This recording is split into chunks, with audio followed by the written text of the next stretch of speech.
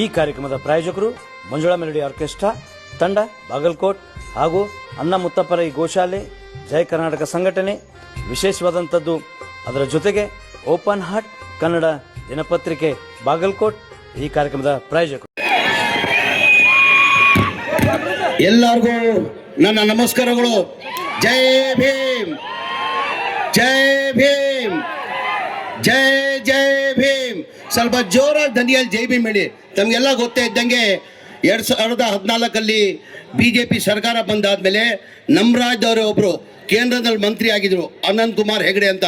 ಅವ್ರು ಏನಂದ್ರು, BJP ಸರ್ಕಾರ ಬಂದಿರೋದೇ ಸಂವಿಧಾನ ಬದಲಾವಣೆ ಮಾಡಕ್ಕಂತ. ಇವತ್ತು ಬಾಬಾ ಸಾಹೇಬ್ ಅಂಬೇಡ್ಕರ್ ಸಂವಿಧಾನ ಕೊಟ್ಟಿಲ್ಲ ಅಂದರೆ ಈ ಕಾರ್ಯಕ್ರಮ ನಡೆಯೋಕ್ಕೆ ಸಾಧ್ಯ ಆಗ್ತಾ ಇಲ್ಲ, ನಾನು ಮಂತ್ರಿಯಾಗಿ ಇಲ್ಲಿ ನಿಲ್ಲಕ್ಕೆ ಸಾಧ್ಯ ಆಗ್ತಾ ಇಲ್ಲ. ಬಾಬಾ ಸಾಹೇಬ್ ಅಂಬೇಡ್ಕರ್ ಸಂವಿಧಾನ ಕೊಟ್ಟಿದ್ದಕ್ಕೆ ನೀವು ಅಲ್ಲಿ ಕೂತಿದ್ದೀರಾ, ಈ ಕಾರ್ಯಕ್ರಮ ನಡೀತಾ ಇದೆ, ನಾನು ಇಲ್ಲಿ ಮಂತ್ರಿಯಾಗಿ ನಿಂತಿದ್ದೀನಿ. ಹಾಗಾಗಿ ನಮ್ಮ ಕರ್ತವ್ಯ ಆಗ್ತಾನೆ ಜೋರಾಗಿ ಜೈ ಭೀಮ್ ಬೆಳೆದು ಜೈ ಭೀಮ್, ಜೈ ಭೀಮ್, ಜೈ ಜೈ ಭೀಮ್.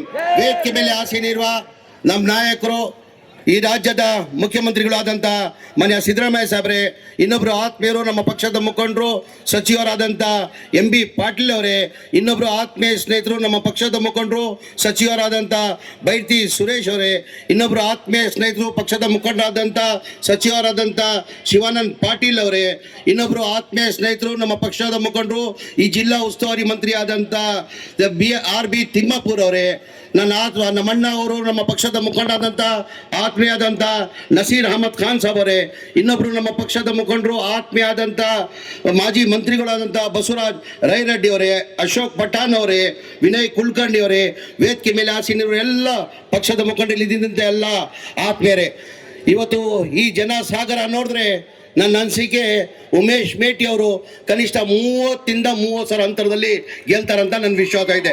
ಇಲ್ಲೇ ಇಲ್ಲ, ನಾನು ರೋಡ್ ಶೋ ಮಾಡ್ಕೊಂಡು ಬಂದೆ. ಜನ ನಾವು ಏನು ನಿರೀಕ್ಷೆ ಇಟ್ಟಿದ್ದೀವಿ ಆ ನಿರೀಕ್ಷೆಯಿಂದ 4 ಪಟ್ಟು ಜನ ಬಂದವ್ರೆ. ನಾವು ಇಲ್ಲಿ ಬರೋಕ್ಕೇ ಅರ್ಧ ತಾಸಾಯಿತು, ಕಾರ್ಯಕ್ರಮ ಬರೋಕ್ಕೆ ಅರ್ಧ ತಾಸು ತಗೊಂಡು ಅಷ್ಟು ಜನ ಸಾಗರನ ಬಂದಿದ್ದಾರೆ.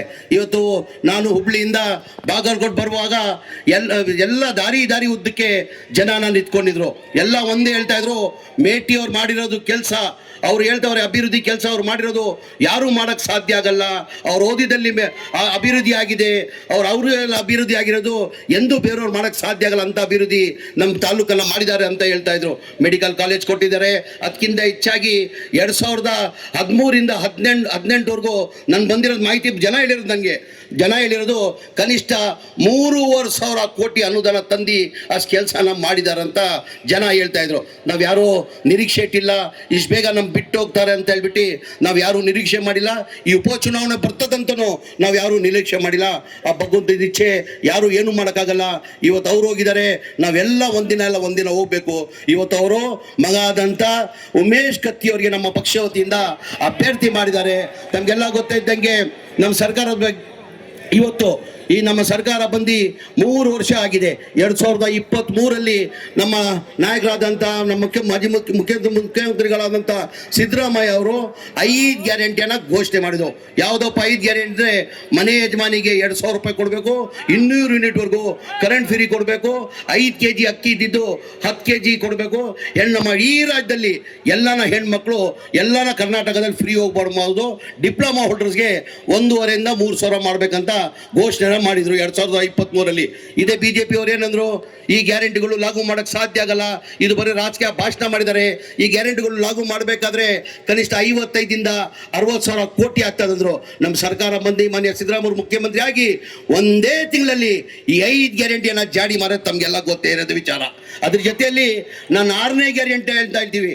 6ನೇ ಗ್ಯಾರಂಟಿ ಅಂತ ನಾನು ಹೇಳ್ತೀನಿ. ಮಾನ್ಯ ನಮ್ಮ ನಾಯಕರು ಯಾರೂ ಹೇಳ್ತಲ್ಲ. ಏನಕ್ಕಂದ್ರೆ ನಾವು ಯಾವತ್ತು ರಾಜಕೀಯ ಲಾಭಕ್ಕೋಸ್ಕರ ಯಾವತ್ತೂ ನಾವು ಮಾತಾಡಲ್ಲ.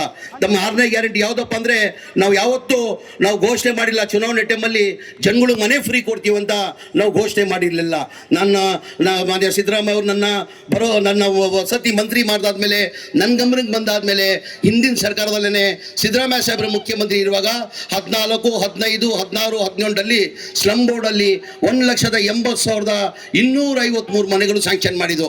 ಅದಾದ್ಮೇಲೆ ಸಮ್ಮಿಶ್ರ ಸರ್ಕಾರ ಬಂತು, 1.5 ವರ್ಷ ಕುಮಾರಸ್ವಾಮಿ ಅವರು ಮುಖ್ಯಮಂತ್ರಿ ಆಗಿದ್ರು. ಆಮೇಲೆ 2 ವರ್ಷ ಬಿಜೆಪಿ ಸರ್ಕಾರದಲ್ಲಿ ಯಡಿಯೂರಪ್ಪ 2 ವರ್ಷ ಮುಖ್ಯಮಂತ್ರಿ ಆಗಿದ್ರು. ಬಸವರಾಜ ಬೊಮ್ಮಾಯಿ ಅವರು 2 ವರ್ಷ ಮುಖ್ಯಮಂತ್ರಿ ಆಗಿದ್ರು. ಅವ್ರ ಅವಧಿಯಲ್ಲಿ ಒಂದು ಮನೆನೂ ಕೊಟ್ಟಿಲ್ಲ, ಒಂದು ಮನೆನೂ ಸ್ಯಾಂಕ್ಷನ್ ಮಾಡಿಲ್ಲ. ನನ್ನ ಗಮನಕ್ಕೆ ಬಂದಾದ್ಮೇಲೆ ನಾನು ಮುಖ್ಯಮಂತ್ರಿಗೆ ಹೆಂಗಪ್ಪ ಗಮನಕ್ಕೆ ತರೋದು, ಏನಕ್ಕೆ ಈ ಗ್ಯಾರಂಟಿಗಳಿಗೆ 55ರಿಂದ 60 ಸಾವಿರ ಕೋಟಿ ಆಗ್ತದೆ. ಈ ಮನೆಗಳು ಕಂಪ್ಲೀಟ್ ಮಾಡಬೇಕಾದ್ರೆ 7,500 ಸಾವಿರ ಕೋಟಿ ಬೇಕಾಗ್ತದೆ. ಹೆಂಗ್ ಮನೆ ಮುಖ್ಯಮಂತ್ರಿ ಗಮನಕ್ಕೆ ತರಬೇಕಂತ ಹೇಳ್ಬಿಟ್ಟು ಧೈರ್ಯ ಮಾಡಿ ಮನೆ ಮುಖ್ಯಮಂತ್ರಿ ಗಮನಕ್ಕೆ ತಂದೆ. ಸರ್, ಹಿಂದಿನ ಸರ್ಕಾರದಲ್ಲಿ ತಾವೇ ಮುಖ್ಯಮಂತ್ರಿ ಇರುವಾಗ ಈ ಮನೆಗಳು ಸ್ಯಾಂಕ್ಷನ್ ಮಾಡಿದ್ದು. ಅದಾದ್ಮೇಲೆ ಒಂದು ಮನೆನೂ ಸ್ಯಾಂಕ್ಷನ್ ಮಾಡಿಲ್ಲ, ಒಂದು ಮನೆನೂ ಕೊಡೋಕೆ ಸಾಧ್ಯ ಆಗಿಲ್ಲ. ಜನ 4.5 ಲಕ್ಷ ಕೊಡೋಕೆ ಸಾಧ್ಯ ಆಗಲ್ಲ. ಒಂದು ಮನೆ ಕಟ್ಟಬೇಕಾದ್ರೆ 7.5 ಲಕ್ಷ ಆಗ್ತದೆ. ಕೇಂದ್ರ ಸರ್ಕಾರದಿಂದ ಏನು ಮಾಡ್ತಾರೆ, ಪ್ರಧಾನ ಮಂತ್ರಿ ಆವಾಸ್ ಯೋಜನಾ ಅಂತ 1.5 ಲಕ್ಷ ಕೊಡ್ತಾರೆ. 18% ಬಡವ್ರ ಮನೆ ಕಟ್ಟಕ್ಕೆ 18% GST ಹಾಕಿ 1,32,000 ವಾಪಸ್ ತಗೊಳ್ತಾರೆ. ಬರೀ ನಾಮಕೆ ವ್ಯವಸ್ಥೆ ಕೊಡ್ತಾರೆ. ಇಲ್ಲಿ ಅದೊಂದು ಕಡೆ, ಇಲ್ಲಿ ಕೇಂದ್ರ ಸರ್ಕಾರದಿಂದ 1.5 ಲಕ್ಷ ಕೊಡ್ತಾರೆ, ರಾಜ್ಯ ಸರ್ಕಾರದಿಂದ 1,20,000 ಜನರಲ್ ಕೊಡ್ತಾರೆ.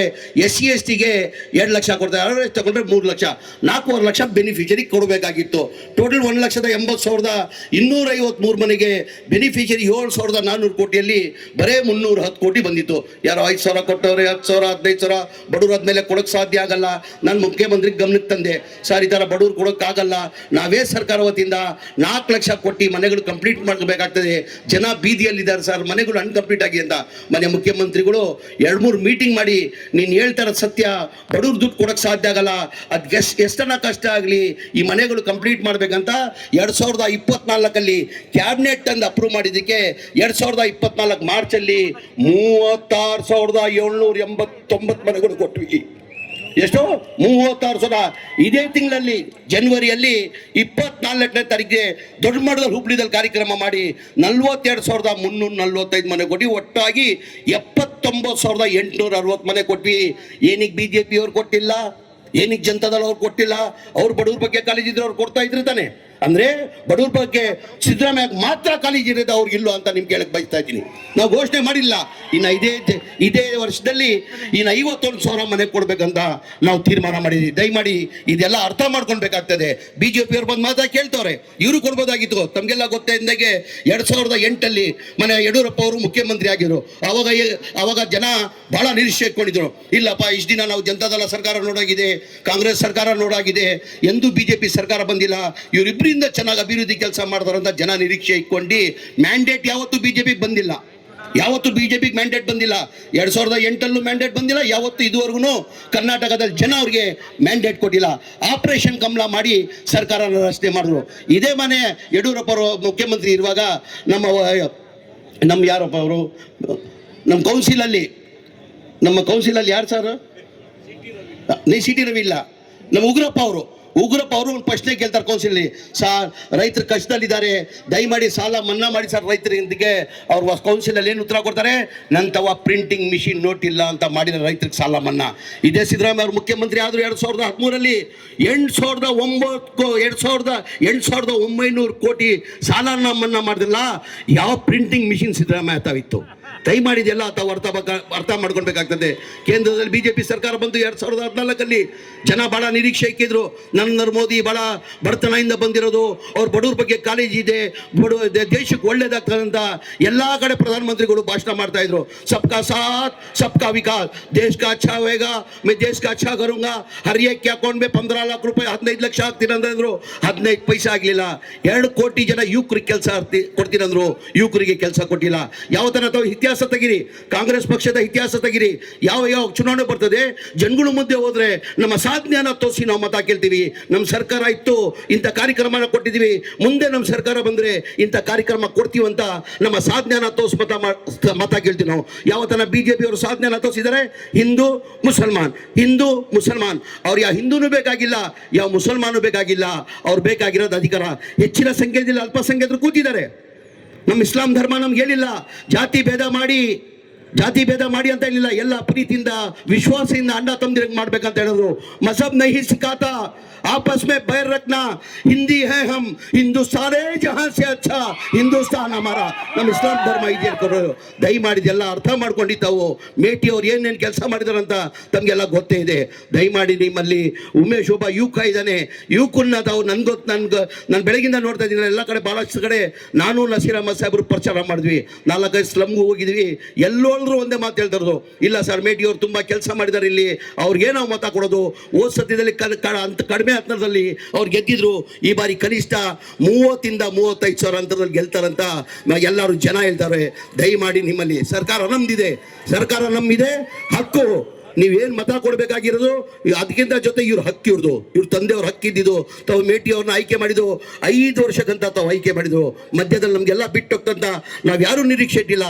ಆ ಹಕ್ಕನ್ನು ಅವನ ಮಗನಿಗೆ ಕೊಡಬೇಕು. ಇನ್ನೂ 2 ವರ್ಷ ಸರ್ಕಾರ ಇದೆ, ಇನ್ನೂ ಒಳ್ಳೆ ಅಭಿವೃದ್ಧಿ ಕೆಲಸ ಮಾಡೋಕ್ಕೆ ಸಾಧ್ಯ ಆಗಿದೆ. ನಮ್ಮ ನಾಯಕರಾದಂಥ ಸಿದ್ದರಾಮಯ್ಯ ಅವರು 28ವರೆಗೂ ಮುಖ್ಯಮಂತ್ರಿ ಆಗ್ತಾರೆ. 28 ಆದಮೇಲೆ ಜನ ಸುಲಭವಾಗಿ ಅವ್ರು ಬಿಡಲ್ಲ. ಮುಂದೇನೂ ಅವ್ರು ಮುಖ್ಯಮಂತ್ರಿ ಆದರೆ ಆಶ್ಚರ್ಯ ಇಲ್ಲ, ಮುಂದೇನೂ ಮುಖ್ಯಮಂತ್ರಿ ಆದರೆ ಆಶ್ಚರ್ಯ. ದಯಮಾಡಿ ನಿಮ್ಮಲ್ಲಿ ಕೈ ಜೋಡಿಸಿ ನಾನು ಮನವಿ ಮಾಡಿ ಕೇಳ್ತೀನಿ. ನಾನು ನೋಡಿದೆ. ಸರ್ ನಾನು ಏನು ತಿಳ್ಕೊಂಡಿದ್ದೆ, ನಮ್ಮ ರಾಜ್ಯದಲ್ಲೇ ನಿಮ್ಮ ಜನ ಕೇಳ್ತಾರಂತ. ನಾನು ಕೇರಳ ಒಂದು ನಿಮಿಷ ಇರ್ರಿ, ನಾನು ಅಲ್ಲಿ ಕೇರಳಕ್ಕೆ ಹೋಗಿದ್ದೆ ಸರ್. 10 ದಿನ ಕೇರಳಲ್ಲಿದ್ದೆ ನಾನು. ಕೇರಳದಲ್ಲಿ ಎಲ್ಲೋಗಿ ಕೊಚ್ಚಿ ಎಲ್ಲೋದ್ರು ಸಿದ್ದರಾಮಯ್ಯ, ಕೊಚ್ಚಿದಲ್ಲಿ ಹೋಗಿ ಸಿದ್ದರಾಮಯ್ಯ, ಟ್ವೆಂಡ್ರಮ್ ಹೋಗಿ ಸಿದ್ದರಾಮಯ್ಯ, ಕಾಸರಗೋಡು ಹೋಗಿ ಸಿದ್ದರಾಮಯ್ಯ, ಎಲ್ಲೋದ್ರು ಸಿದ್ದರಾಮಯ್ಯ ಅಂತಾರೆ. ಇವತ್ತು ಮಾಧ್ಯಮ ಸ್ನೇಹಿತರು ಕೇಳಿದ್ರು, ಸರ್ ಏನು ಸರ್ ಕುಮಾರಸ್ವಾಮಿ ಅವ್ರು ಹಿಂಗಂತಾರಂದ್ರೆ, ಇಲ್ಲ ಸರ್ ಅವ್ರು ಭಾಳ ಹೊಟ್ಟೆ ಕಿಚ್ಚು ಏನಾಗಿದೆ ಅವರಿಗೆ. ಒಂದು 2007 ಇಂದ 8ವರೆಗೂ ಮುಖ್ಯಮಂತ್ರಿ ಇರುವಾಗ ಕುಮಾರಸ್ವಾಮಿ ಪಾಪ್ಯುಲಾರಿಟಿ ಸಿಕ್ಕಿದ್ದು ಸಹಜ, ಅದು ಸಿಕ್ಕಿತ್ತು ಅವ್ರಿಗೆ, ಇಲ್ಲ ಅಂತ ಇಲ್ಲ. ಯಾವ್ದನ್ನ ರಾಜಕಾರಣಿ ಇಲ್ಲಿ ಪಾಪ್ಯುಲಾರಿಟಿ ಸಿಗ್ತದೆ, ಬರ್ತಾ ಡೌನ್ ಆಗ್ತದೆ. ನಮ್ಮ ಸಿದ್ದರಾಮಯ್ಯ ಸಾಹೇಬ್ರು ಹೆಂಗೆ ಹೇಳಿದ್ರೆ ಬರ್ತಾ ಪಾಪ್ಯುಲಾರಿಟಿ ಜಾಸ್ತಿ ಆಗ್ತದೆ. ನಮ್ಮ ರಾಜ್ಯ ಇಲ್ಲ, ಇಡೀ ದೇಶದಲ್ಲಿ ಎಲ್ಲ ಮನೆ ಸಿದ್ದರಾಮಯ್ಯ ಅವ್ರಿಗೆ ಕೇಳ್ತಾರೆ. ದಯಮಾಡಿ ಇದು ಸಿದ್ದರಾಮಯ್ಯ ಮರ್ಯಾದೆ ಪ್ರಶ್ನೆ, ಇದು ಸಿದ್ದರಾಮಯ್ಯ ಅವ್ರ ಮರ್ಯಾದೆ ಪ್ರಶ್ನೆ. ಉಮೇಶ್ ಅವ್ರ ಕ್ಯಾಂಡಿಡೇಟ್ ಇಲ್ಲ, ಉಮೇಶ್ ಮೇಟಿ ಅವರು. ನೀವೇನು ತಿಳ್ಕೊಳ್ಬೇಕು, ನಮ್ಮ ನಾಯಕರಾದಂಥ ಮುಖ್ಯಮಂತ್ರಿಗಳಾದಂಥ ಸಿದ್ದರಾಮಯ್ಯನೇ ಕ್ಯಾಂಡಿಡೇಟ್ ಅಂತ ತಿಳ್ಕೊಂಡು ತಾವು ಹೆಚ್ಚಿನ ಮತದಲ್ಲಿ ಅವ್ರು ಗೆಲ್ಸ್ಕೊಂಡು ಬರ್ಬೇಕಂತ ಕೈ ಜೋಡಿಸಿ ನನ್ನ ಮಾತನಾಡ ಕೇಳಿ ನನ್ನ ಮಾತು ಮುಗಿಸ್ತೀನಿ. ಜೈ ಹಿಂದ್, ಜೈ ಕರ್ನಾಟಕ, ಜೈ ಕಾಂಗ್ರೆಸ್. ಕಾರ್ಯಕ್ರಮದ ಪ್ರಾಯೋಜಕರು ಮಂಜುಳಾ ಮೆಲೋಡಿಸ್ ಆರ್ಕೆಸ್ಟ್ರಾ ತಂಡ ಬಾಗಲಕೋಟೆ ಹಾಗೂ ಸರ್ವಶ್ರೇಷ್ಠ ಕ್ರಿಯೇಷನ್ಸ್ ಸಾಂಸ್ಕೃತಿಕ ಸಂಸ್ಥೆ, ಅಣ್ಣ ಮುತ್ತಪ್ಪರೈ ಗೋಶಾಲೆ ಹಾಗೂ ಜಯ ಕರ್ನಾಟಕ ಸಂಘಟನೆ ಬಾಗಲಕೋಟೆ, ಓಪನ್ ಹಾರ್ಟ್ ಕನ್ನಡ ದಿನಪತ್ರಿಕೆ ಬಾಗಲಕೋಟೆ.